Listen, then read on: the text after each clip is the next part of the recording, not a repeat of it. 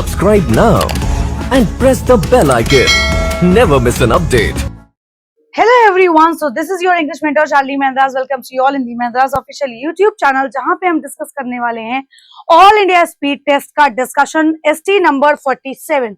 Right everybody, last ST हमने जो discuss करी थी दैट वाज 46 नंबर, और आज जो हम डिस्कशन करने वाले हैं वो है 47A. तो आप में से कई सारे ऐसे लोग होंगे जिन्होंने ये ST ऑलरेडी दे दी होगी, है ना, और उसको एनालाइज भी कर लिया होगा, लेकिन बहुत सारे ऐसे स्टूडेंट होंगे जिन्होंने अभी तक ST ही नहीं दी होगी, तो एनालिसिस तो बहुत दूर की बात है. तो जिन लोगों ने ST दे ली है और एनालिसिस अगर नहीं किया है तो वो जरूर इस सेशन में जुड़ जाए हमारे साथ, क्योंकि ST डिस्कशन का एनालिसिस बहुत ज्यादा जरूरी है. यानी ST को डिस्कस करना बहुत ही ज्यादा जरूरी है और आपके लिए कहीं ना कहीं बेनिफिशियल भी है. राइट, तो चलिए स्टार्ट करते हैं with the very first question, जो कि यहाँ पे पहला क्वेश्चन है आपका क्वेश्चन नंबर 26 to 29. क्या है यहाँ पे? You have to select the most appropriate word to fill in the blank. यानी कि आपको नीचे ऑप्शंस दिए गए होंगे, एक जो सेंटेंस जिसमें आपको एक ब्लैंक स्पेस दिया होगा उसको करेक्ट ऑप्शंस के थ्रू उसको फिल करना होगा. ठीक है, तो चलिए देखते हैं. सबसे पहला question, there is hope that better forestry management will help in the of the wildlife that is constantly facing threat because of increasing human activities. क्योंकि इतनी ज्यादा ह्यूमन एक्टिविटीज बढ़ रही हैं तो कहीं ना कहीं वाइल्ड लाइफ को भी खतरा है, क्लाइमेट को तो खतरा है ही है. तो एक ऐसा होप है कि जो है फॉरेस्ट्री मैनेजमेंट हो वो बेटर हो, जो किसमें हेल्प करेगा? सैल्वेशन में. तो सैल्वेशन का मतलब क्या होता है? यानी कि प्रिजर्वेशन, है ना, किस चीज का?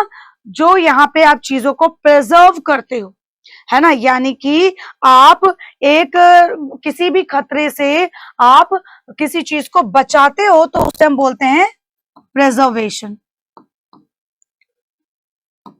ठीक. सुपरविजन मतलब कहते हैं ना किसी के सुपरविजन में रह करके कोई काम करना, तो यानी कि वो होता है एक ऑब्जर्वेशन, कि आप किसी के ऑब्जर्वेशन देख रेख में काम कर रहे हो. गार्डिंग का मतलब क्या होता है? जब हम गार्डिंग की बात करते हैं it means we are talking about watch over. Right, किसी चीज के ऊपर कि किसी चीज को कंट्रोल करना, तब हम बोलते हैं guarding. Watch over in order to control. Right. Conservation क्या होता है? कहते हैं ना कंजर्वेशन ऑफ रिसोर्सेस, रिसोर्सेस को बचा के और बढ़िया से रखना, यानी इट इज अगर आप देखेंगे तो प्रोटेक्शन करना किसी चीज की, वो आपका कहलाता है कंजर्वेशन. अब यहाँ पे अप्रोप्रिएट वर्ड क्या हो जाएगा? Will help in the conservation of the wild life. यानी कि यही एक वर्ड है जो करेक्टली फिट हो सकता है. डिस्कशन मतलब आप जानते ही हैं, तो आपका करेक्ट आंसर हो जाएगा that would be option number 4, जो यहाँ पे करेक्टली फिट हो जाएगा और यही आपका आंसर है. राइट. चलिए next, the burning of the effigy of Ravan. Ravan का जो एक पुतला जलाया जाता है कब? दशहरा में. एफिगी जो उसका स्टैच्यू होता है. The burning of all evils, इसका मतलब आपकी सारी जो बुराई है, कहते हैं ना बुराई पर अच्छाई की जीत, उसके लिए यूज करते हैं. तो एपिटोमाइज, यहाँ पे जो एपिटोमाइज लिखा हुआ है, एपिटोमाइज का मतलब क्या होता है? As an example of something, है ना, या परफेक्ट एग्जाम्पल ऑफ समथिंग.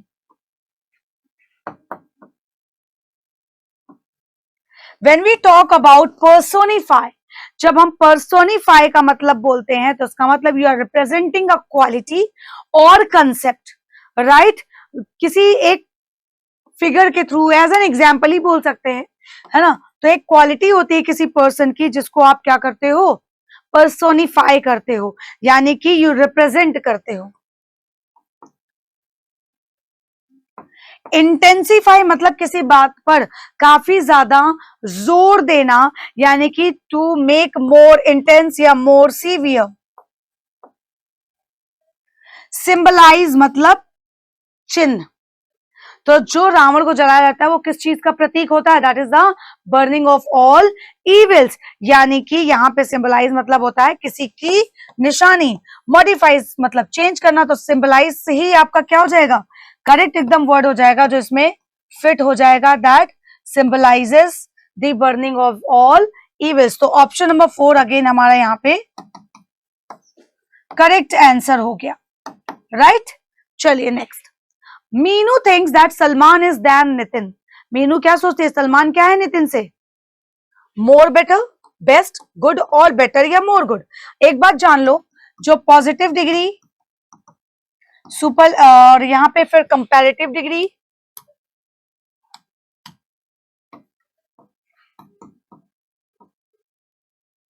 और सुपरलेटिव डिग्री, ठीक है। अगर यहां पे आप देखोगे तो पॉजिटिव डिग्री में होता है गुड और कंपैरेटिव डिग्री होता है बेटर और सुपरलेटिव डिग्री क्या होता है? बेस्ट, ठीक है। तो यहां पे आप मोर के साथ बेटर तो लगा ही नहीं सकते क्योंकि बेटर अपने आप में कंपैरेटिव डिग्री है, या तो बेस्ट अगर होगा तो सुपरलेटिव डिग्री होगी तो दैन नहीं लगेगा, ठीक। गुड आपका पॉजिटिव डिग्री है तो ऑब्वियसली क्या बचा option, is better than Nitin. तो कंपैरेटिव डिग्री के लिए when we are comparing, comparative degree हम कब यूज करते हैं? When there is a comparison between two people और थिंग्स, दो लोगों के बीच में या दो चीजों के बीच में जब कंपैरिजन हो रहा होता है, ठीक है। तो यहां पे बेटर ऑप्शन वहां पे एकदम क्लियर होगा, करेक्ट होगा। तो option number 4 will be the correct answer. समझ आया सभी को? यस और नो? क्लियर हो गया? बताइए। अगर क्लियर हो गया तो चलते हैं next question. My sister was angry with me. मेरी सिस्टर क्या थी? मुझसे गुस्सा थी। बिकॉज क्यों? आई हर स्टैपलर। तो आई श्रेड हर स्टैपलर। श्रेड का मतलब क्या होता है? यानी कि उसने उसके स्टेपलर को कट कर दिया इनटू स्मॉलर पीसेस। क्या श्रेड होगा? स्प्लिट मतलब अलग अलग कर देना, डिवाइड कर देना। तोड़ मतलब वही फाड़ देना या कट कर देना। डैमेज मतलब बर्बाद कर देना। मूव मतलब इधर उधर मूव कर देना। तो यहां पे अगर आप देखोगे तो यहां पे स्टेपलर को आप स्मॉल पीसेस में नहीं तोड़ सकते, आयरन का होता है। तो यहाँ पे आप उसको क्या करेंगे? डैमेज कर दिया उसने। तो डैमेज आपका करेक्ट आंसर हो जाएगा ऑप्शन नंबर 4, जो करेक्टली यहाँ पे फिल हो जाएगा। कहोगे मैम सारे ऑप्शन 4 ही है क्या? जी बिल्कुल। चलिए क्वेश्चन नंबर 30 देखते हैं क्या करना है इसमें। You have to select the antonym of the given word. Antonym यानी कि अपोजिट। आपको इसका क्या बताना है? करेक्ट अपोजिट बताना है। किसका? ये जो वर्ड दिया हुआ है एगनी, है ना। एगनी का मतलब क्या होता है? That is a extreme, you know, when you have extreme physical और मेंटल सफरिंग। दिमागी और आप दिमागी तौर से और फिजिकली आप बहुत ज्यादा सफर करते हो। फिजिकल एंड मेंटल सफरिंग जब होती है, हमें इसका क्या बताना है? एंटोनिम। जब हम माइजरी की बात करते हैं, when we talk about misery means you are in discomfort, आपको अच्छा नहीं लग रहा है कुछ भी, है ना। डिस्ट्रेस वो भी इसका क्या है? सिनोनिम है। हमें चाहिए एंटोनिम। एंजाइटी हो रही है आपको, यानी फिजिकल मेंटल स्ट्रेस, ये भी इसका सिनोनिम है। और डिस्कम्फर्ट का अपोजिट दिया हुआ है यहाँ पे कंफर्ट, है ना, तो ये भी इसका सिनोनिम है। लास्ट में हमारे पास बचा स्ट्रेस, है ना। एक मिनट, कंफर्ट तो इसका एंटोनिम हो जाएगा ना बेटा, क्योंकि डिस्कम्फर्ट आपका सिनोनिम है ना। तो ये आपका खाली क्या हो जाएगा? करेक्ट एंटोनिम जो दिया हुआ है, क्योंकि ये भी क्या है? सिनोनिम है। तो करेक्ट एंटोनिम आपका हो जाएगा option number 4 as the correct answer. समझ आया? ये बाकी सब इसके सिनोनिम है और जो एंटोनिम है वो है ऑप्शन नंबर 4। चलिए नेक्स्ट। अब एमिनेंट का आपको एंटोनिम बताना है। एंटोनिम वही चीज, फिर से अपोजिट, कहते हैं ना, she is an eminent speaker, बहुत ही फेमस स्पीकर है, फेमस और रिस्पेक्टेड जिसे हम बोलते हैं।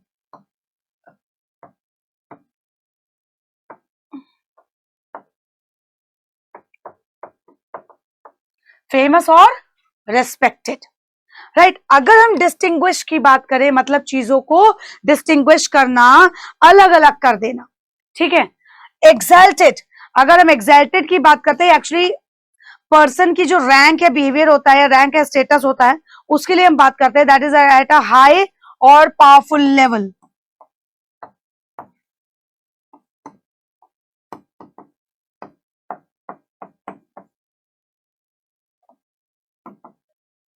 राइट। इंप्रेसिव, जो बहुत ज्यादा अट्रैक्टिव हो। इनकॉन्स्पिशियस, अगर हम इनकॉन्स्पिशियस की बात करते हैं, इसका मतलब नॉट क्लियरली विजिबल, चीजें जो क्लियरली विजिबल आपको ना हो। रिच मतलब एकदम अमीर, तो फेमस और रिस्पेक्टेड में रिच भी आ जाता है, ठीक, इंप्रेसिव भी आ जाता है, एक्साइटेड भी आ जाता है, लेकिन अगर डिस्टिंग्विश कहें तो क्या डिस्टिंग्विश आ सकता है? बताइए, आ सकता है? नहीं। और कोई चीज जो क्लियरली दिख ही नहीं रही हमें, वही इसका आंसर हो जाएगा। तो आपका आंसर क्या हो जाएगा? Option number 4 is the correct answer, यानी कि ये इसका करेक्ट एंटोनिम हो जाएगा। ठीक है क्या? इनकॉन्स्पिशियस। अब नेक्स्ट क्वेश्चन आपका है, आपको बताना है सिनोनिम, यानी कि सेम मीनिंग किसका? इनडेलिबल का। तो इनडेलिबल का मतलब क्या होता है? कोई चीज जिसको आप मिटा नहीं सकते, दैट इज जो है जिसको आप मिटा नहीं सकते, वो होता है इनडेलिबल, है ना। और अगर इलीगल बोले तो यानी कि इलीगल का मतलब होता है जो चीज गैर कानूनी है, अनलॉफुल है। इनइफेक्टिव, जिसपे कोई भी असर नहीं पड़ता है, not producing any desired result.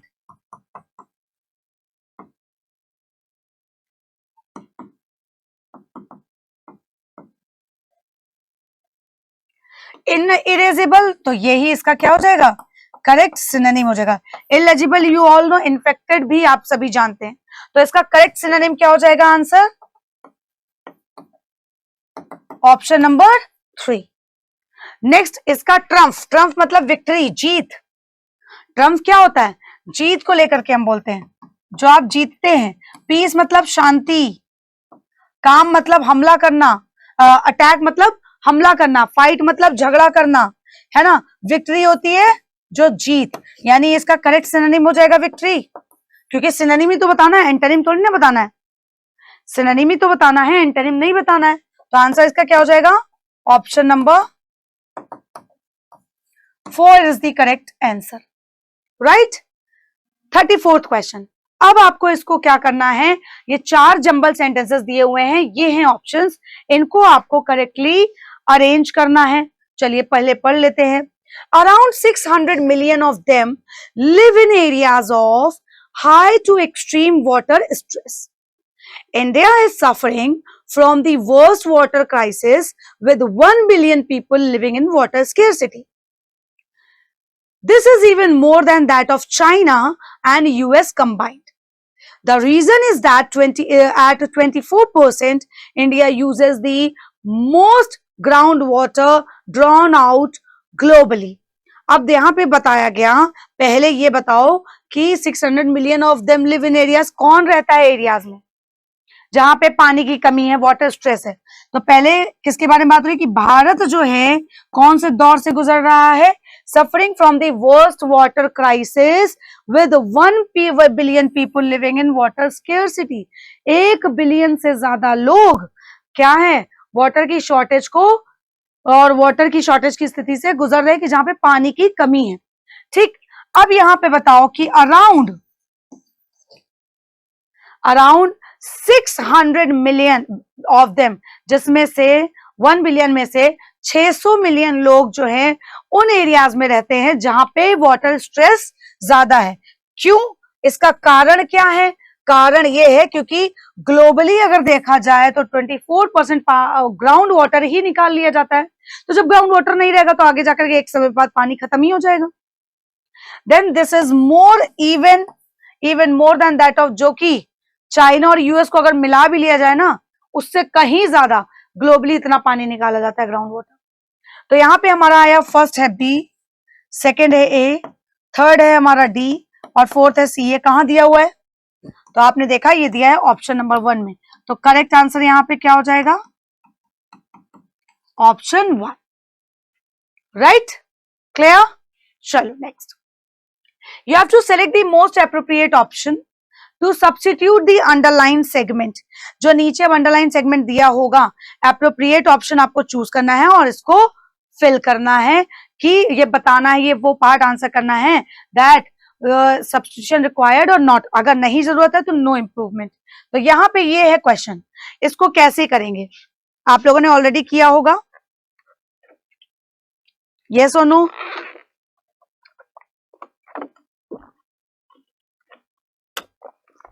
आप लोगों ने ऑलरेडी इसको किया होगा। I try to solve this problem at least for 2 hours। अब देखो यहां लास्ट में देखो, कोई प्रॉब्लम है जो वो सॉल्व करने की कोशिश कर रहा था 2 hours से, मतलब पास्ट से कर रहा है और अभी प्रेजेंट तक कंटिन्यू है। तो कोई पास्ट एक्शन जब प्रेजेंट तक कंटिन्यू रहता है तो उसमें हम यूज करते हैं प्रेजेंट कॉन्टिन्यूअस टेंस, यानी कि हैज हैव प्लस व्हाट। जब यहां पे प्रेजेंट कॉन्टिन्यूअस है उसके साथ ही साथ देखो फॉर 2 hours है, यानी कि ये हो जाएगा प्रेजेंट परफेक्ट कॉन्टिन्यूअस। तो हैज हैव प्लस वर्ब की आईएनजी फॉर्म और बीन भी लग जाएगा क्योंकि परफेक्ट कॉन्टिन्यूअस है, ठीक है। So accordingly you will see कि ट्राइड, ट्राई या हैव ट्राइंग तो नहीं होगा, क्योंकि अगर सिर्फ हैव होता तो वहां पे वर्ब की थर्ड फॉर्म आती है आईएनजी नहीं, ठीक है। तो अकॉर्डिंगली आप देखोगे सेंटेंस में ऑप्शन नंबर 1 जो है इस अंडरलाइन को पार्ट को करेक्टली इंप्रूव कर रहा है। तो आंसर भी हमारा क्या हो जाएगा, ऑप्शन 1, राइट, जो इसको करेक्टली इंप्रूव कर रहा है। Next, the western disturbance blowing towards north India. जो वेस्टर्न डिस्टर्बेंस है वो किस तरफ ब्लो कर रहे हैं, नॉर्थ इंडिया की तरफ, and then are colder as before. एक बात बताओ, आर कोल्डर लिखा है, आर कोल्डर जो लिखा हुआ है कंपैरेटिव डिग्री अगर है तो कंपैरेटिव डिग्री के लिए हम क्या यूज करेंगे बेटा, एज बिफोर या देन बिफोर, पहले से ज्यादा अब कोल्डर है। तो यहां पे कंपैरेटिव डिग्री तो है, तो कंपैरिजन के लिए what we use, obviously then. तो एज तो यूज होगा नहीं, यहां होना चाहिए था आर कोल्डर देन, यहां एज लिखा हुआ है, यहां मोर कोल्डर लिखा हुआ है, क्योंकि कोल्डर तो अपने आप में ही कंपैरेटिव डिग्री है, कोल्ड, कोल्डर, कोल्डेस्ट, मोर की जरूरत नहीं है, नो इंप्रूवमेंट नहीं, are colder than, that is option number 4, इसको करेक्टली इंप्रूव करेगा। तो अगेन हमारा आंसर क्या हो गया, ऑप्शन नंबर 4, राइट। चलो next, in each of the following questions identify the segment which contains a grammatical error. ये तो तुम लोगों का एकदम फेवरेट पार्ट है, एरर फाइंड आउट करना। तो एक सेंटेंस दिया हुआ है जिसको कुछ पार्ट्स में डिवाइड कर दिया गया है, इसमें देखना है कि किस पार्ट में एरर है। तो जिन लोगों ने ऑलरेडी एसटी सॉल्व करी है उनको तो पता ही होगा कि cyclone Idai is regarded as one of the worst tropical cyclone on record to affect Africa and the southern hemisphere as a whole. अब यहां पे क्या है, जब लिखा है कि one of the worst tropical cyclone, बेटा इतना चीज तो पढ़ी है सबने, बार बार बता रही हूं कि one of the will always be followed by plural noun, yes और नो। तो यहां पे अगर वन ऑफ द के बाद ये तो आपका एडजेक्टिव हो गया जो इस ट्रॉपिकल साइक्लोन यानी कि नाउन को मॉडिफाई कर रहा है।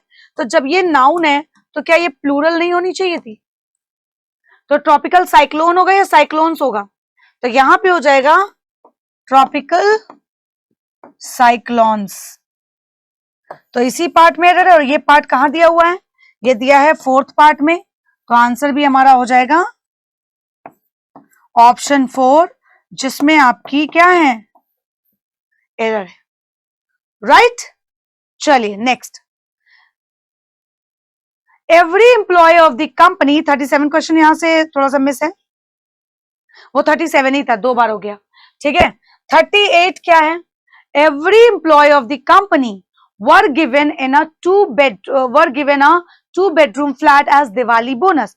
हर एक कंपनी के एम्प्लॉय को क्या दिया गया है, they were given a 2 bedroom flat. एक बात बताओ बेटा, whenever we use each every, either, neither, ये सब क्या होते हैं? Count only one at a time, यानी कि ये सभी क्या काउंट होते हैं? सिंगुलर। तो जब ये सिंगुलर काउंट होते हैं तो वर्ब कैसी होनी चाहिए? According to subject verb agreement verb भी तो सिंगुलर होनी चाहिए, हाँ या ना? तो यहां पे जो लिखा है वर, ये रॉन्ग नहीं है। So every employ of the company was given a 2-bedroom flat as Diwali bonus.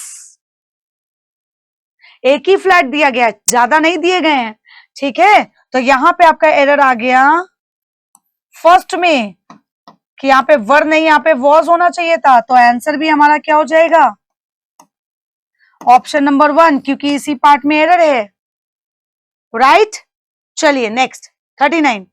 Whenever I went to the cinema, जब भी मैं सिनेमा में गई, I bought myself popcorn and coke for a special treat। Special treat के लिए उसने अपने लिए क्या खरीदा? For a special treat, ठीक है? तो यहां पे एक बात होता है, स्पेशल ट्रीट के लिए होता है कि जैसे कि स्पेशल ट्रीट, अगर if you are about to express the function, किसी फंक्शन को आप एक्सप्रेस कर रहे हो, किसी कैरेक्टर को एक्सप्रेस कर रहे हो, दैट समवन और समथिंग हैज, तो उसके लिए फॉर यूज करोगे कि एज यूज करोगे? बताओ। Whenever I went to the cinema, I bought myself popcorn and coke as a special treat। जब जब आप सिनेमा देखने जाते हो, मूवी देखने जाते हो, तो अपने लिए ही तो वो करते हो एज अ, कि मुझे ऐसा लगता है किसी ने स्पेशल ट्रीट दे दी हो। तो यहाँ पे प्रेपोजिशन की एरर है, तो ये पार्ट ही रॉन्ग है, यहाँ पे एज होना चाहिए था। तो आंसर हम मार्क करेंगे कि जो पार्ट 4 वाला दिया है, यानी कि ऑप्शन नंबर 4 में, उसी में एरर है, तो इसलिए हमारा आंसर भी वही हो जाएगा, ठीक? नेक्स्ट देखो, can anyone tell me what did we learn in mathematics yesterday? क्या मुझे कोई बता सकता है कि हमने क्या पढ़ा कल? जब पहली बात तो कैन लगा है, तो प्रेजेंट की बात अगर एक तरीके से करेगा तो डिड ना लगाओ, ठीक? आप सीधे सीधे यहां पे लिख सकते हो कि what we learned, past tense का फॉर्म कर दो ना, V2 यूज कर दो, डिड की जरूरत ही नहीं है। What we learned in mathematics yesterday, हमने कल क्या पढ़ा था, कोई अभी मुझे बता सकता है? तो यहाँ पे डिड वी लर्न में एरर है, यानी कि थर्ड पार्ट में एजर्टिव क्लॉज है ना, क्योंकि नेगेटिव होता तो आप इसको कर सकते थे, लेकिन एजर्टिव यानी कि अफर्मेटिव सेंटेंस, और इंट्रोगेटिव से फॉलो कर रहा है, तो यहां पे आपका आंसर क्या हो जाएगा?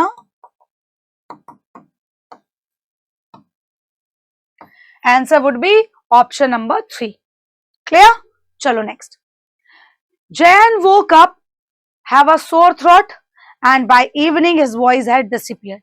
जैन जब उठा तो उसकी आवाज ना थोड़ी सी बैठी बैठी सी थी, और शाम होते होते उसकी आवाज एकदम गायब हो गई।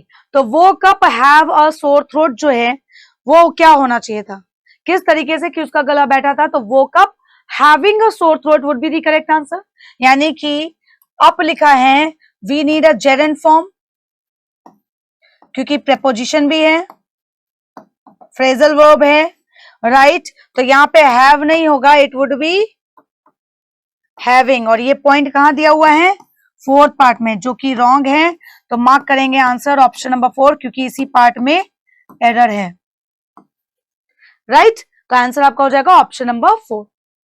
नेक्स्ट देखिए, you have to select the most appropriate meaning of the given idiom. अब जो आपको नीचे ईडियम दिया हुआ है उसका एप्रोप्रिएट मीनिंग बताना है कि क्या होगा। Give someone the cold shoulder, cold shoulder मतलब ठंडे कंधे किसी को दे देना, इसका मतलब आप किसी को टोटली अवॉइड कर रहे हो, निग्लेक्ट कर रहे हो, है ना? अवॉइड कर रहे हो किसी चीज को, निग्लेक्ट कर रहे हो। तो do something pointless, no. Ignore someone, yes. Pamper मतलब तो किसी को आप केयर कर रहे हो, किसी को अटेंशन दे रहे हो। Give away a secret, no. Reject the proposal, कई लोगों के दिमाग में आएगा रिजेक्ट दी प्रपोजल, बट बेटा रिजेक्ट नहीं कर, रिजेक्ट करना होता है, लेकिन प्रपोजल कुछ यहाँ पे मेंशन ही नहीं है, तो यहाँ पे when you ignore someone, hence your answer would be option number 2. Next, pull yourself together. Pull yourself together, pull मतलब खींचना अपनी तरफ, अपने आप को एक साथ खींचना. इसका मतलब क्या होगा? जब आप किसी के इमोशंस का कंट्रोल अपने अंदर ले लेते हैं, when you recover control of one's situation या इमोशंस, राइट. तो गो टू स्लीप, सोने चले जाना नहीं, try to understand no, do a good job no, obviously किसी को काम डाउन करना, स्टॉप समवन नहीं. तो यहां पे इसका करेक्ट आंसर मीनिंग क्या हो जाएगा? Option number 4. It means pull yourself together. ठीक है, समझ आया? समझ आया सभी को? चलिए next, you have to select the wrongly spelled word. इनमें से किसकी स्पेलिंग रॉन्ग दिख रही है? तो जब आप एक्सपीरियंस की स्पेलिंग देखोगे तो यही आपको इनकरेक्ट दिख रही है. इसकी करेक्ट स्पेलिंग कुछ ऐसी होगी, EXPERIENCE, ये होगी इसकी करेक्ट स्पेलिंग. तो रॉन्गली स्पेल्ड वर्ड आपका है ये, तो आंसर भी आपका क्या हो जाएगा? Option number 1 is the correct answer. Okay, चलिए next, controversial, concur, cooperation, contemporary या सिमेट्री, बताइए कौन सी स्पेलिंग आपको रॉन्ग दिख रही है? फटाफट. कॉन्ट्रोवर्शियल, बताइए कौन सी स्पेलिंग आपको यहाँ पे रॉन्ग दिख रही है? तो जब आप देखोगे ना सिमेट्री, सिमेट्री की स्पेलिंग क्या होती है?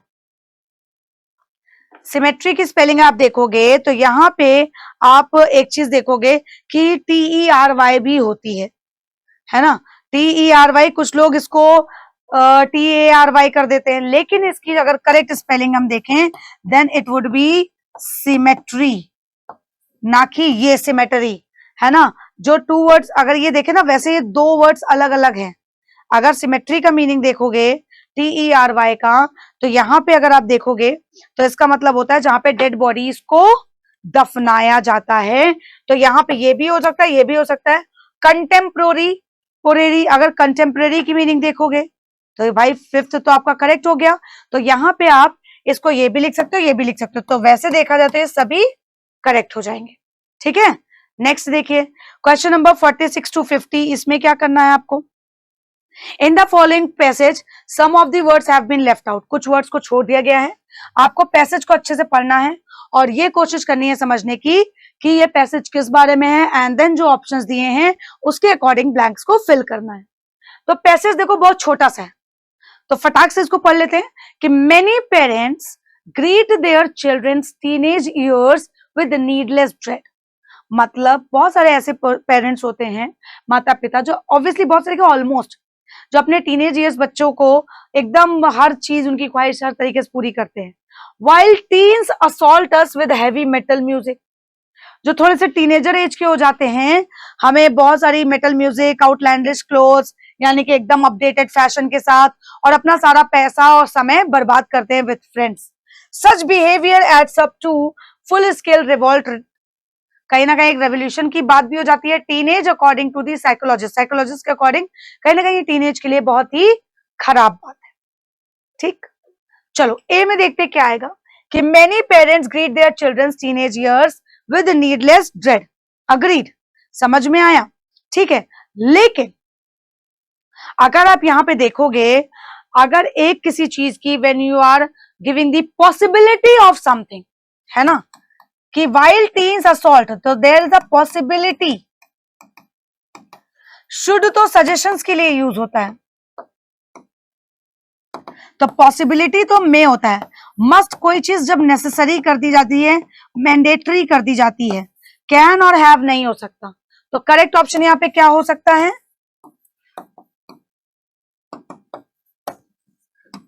दैट इज मे असॉल्ट अस, हमें कहीं ना कहीं नुकसान पहुंचा सकती है विद हैवी मेटल म्यूजिक। अब बी ब्लैंक में क्या आएगा? पुट, शो, ड्रेस, फ्लॉन्ट या मूव। यहां पे आप क्या लिखोगे इसको? जब किसी चीज को फ्लॉन्ट करते हो it means you are displaying something, कहते हैं ना flaunting her style, show off करना, है ना। तो यहां पे अगर आप देखोगे तो पुट या शो या ड्रेस थोड़ा सा एप्रोप्रिएट नहीं रहेगा सेंटेंस के अकॉर्डिंग। सो मेटल म्यूजिक और उसके अलावा फ्लॉन्ट आउटलैंडिश क्लोथ्स, मतलब अपने एकदम अपडेटेड फैशन वाले क्लोथ्स, हाई फाई वाले टाइप के कपड़े दिखाना। तो यहां पे ऑप्शन नंबर 4 क्या हो जाएगा? करेक्ट आंसर हो जाएगा इसके अकॉर्डिंग, जो यहाँ पे फिल होगा। तो आंसर यहाँ पे क्या मार्क कर देंगे? Option number 4, right. नेक्स्ट देखिए, and spend all time with friends, and spend all our their his her my. तो यहाँ पे सारे टीनेजर्स की बात हो रही है। टीन्स क्या है यहाँ पे? प्लूरल है। तो हमारा कौन सा पॉसेसिव प्रोनाउन यहाँ पे आएगा? क्योंकि टीन्स यहाँ पे आपका प्लूरल नाउन है, तो ऑब्वियस सी बात है ये प्लूरल प्रोनाउन को लेगा अपने साथ, क्योंकि our single, his single, her single, my single, ये पॉसेसिव है। तो ऑब्वियसली सिर्फ एक ऐसा वर्ड बचा देयर, जो यहाँ पे करेक्टली फिल हो जाएगा। Outlandish clothes and spend all their time with friends. So answer यहां हमारा क्या हो जाएगा? ऑप्शन नंबर 2 हो जाएगा। यस और नो? राइट। चलो डी ब्लैंक में देखो क्या आएगा? With friends such behaviour adds up to full scale revolt teenage. ऐसा behaviour infrequently, sporadically, scarcely, always और नेवर। तो देखो स्केर्सली ये टाइम फ्रीक्वेंसीज बताता है, स्केर्सली मतलब नथिंग के बराबर, ऑलवेज मतलब हमेशा, नेवर मतलब कभी नहीं। अगर हम इनफ्रीक्वेंटली की बात करें it means not often something, कोई चीज ऑफनली नहीं हो रही है। स्पोरेडिकली, कोई चीज अगर स्पोरेडिकली है, स्पोरेडिकली का मतलब होता है ओकेजनली हो रही है, इररेगुलर इंटरवल्स में, यानी कि इररेगुलर। तो यहां पे क्या फिट होगा? जब इसके अकॉर्डिंग आप देखोगे तो ऐसे बिहेवियर हमेशा एड अप करते हैं, तो ऑलवेज ऑप्शन जो हो जाएगा वो एकदम करेक्ट बैठेगा अकॉर्डिंग टू दी सेंटेंस। तो हमारा आंसर यहाँ पे क्या हो जाएगा? ऑप्शन नंबर 4, जो इसमें करेक्टली फिट बैठ रहा है। ठीक है, चलो next. Revolution, mania, subversion, rebellion या super adds up to full scale revolt teenage. Full scale revolt teenage की यहाँ पे बात की गई है।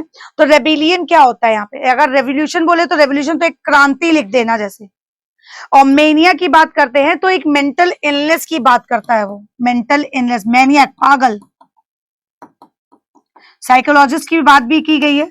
When we talk about subversion, subversion का मतलब क्या होता है? That is the undermining of the power and authority, ठीक है, किसी स्टैब्लिश सिस्टम और इंस्टीट्यूशन की, तो उसके लिए यूज करते हैं। रेबेलियन क्या होता है? विरोधी, जैसे हम बोल देते हैं ना, यानी कि that is an act of armed forces, right. जो एस्टैब्लिशमेंट, जो एस्टैब्लिश्ड गवर्नर होते हैं, लीडर होते हैं, उनके लिए यूज करते हैं। सुपर नहीं पता, तो यहाँ पे क्या हो जाएगा? Revolt to full scale revolt teenage की बात कर रहे हैं अकॉर्डिंग टू दी साइकोलॉजिस्ट। तो अकॉर्डिंगली अगर आप देखोगे तो अगर रिवोल्ट आया है, रिवोल्ट आया है तो ऑब्वियस सी बात है रेबिलियन भी तो आएगा, रेबिलियन भी तो आएगा।